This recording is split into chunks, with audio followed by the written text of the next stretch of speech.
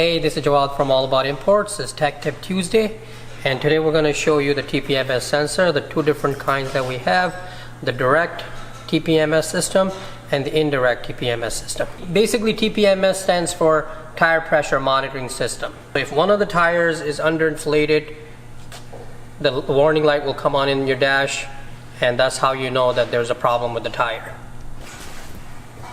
This 2018 Volkswagen Golf uses an indirect TPMS system, which means it does not have a TPMS sensor per wheel. It just uses ABS to monitor the TPMS system. What happens if any of the tires is underinflated, the diameter of the tire slightly gets smaller, and this way it turns faster, and that's how it picks it up. If you ever had the tires switch from summer to winter, winter to summer, you just have to go to the menu and it's all there. Just press the reset button and it should reset itself.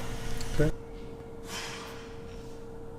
This is a 2009 Honda CR-V, and it uses direct TPMS system, which means it's got a TPMS sensor, one sensor per wheel, okay, and that's how it monitors the tire pressure. Another example of an aftermarket TPMS sensor, this is a direct system. If the TPMS warning light does come on, the very first thing to do is check your tire pressure, reset it, and drive it, see if it goes away. If it does not go away, then you have to bring it in, and we have to use a tool to relearn the system. Okay, so this is the tool that we use diagnose the system and also to relearn the TPMS system.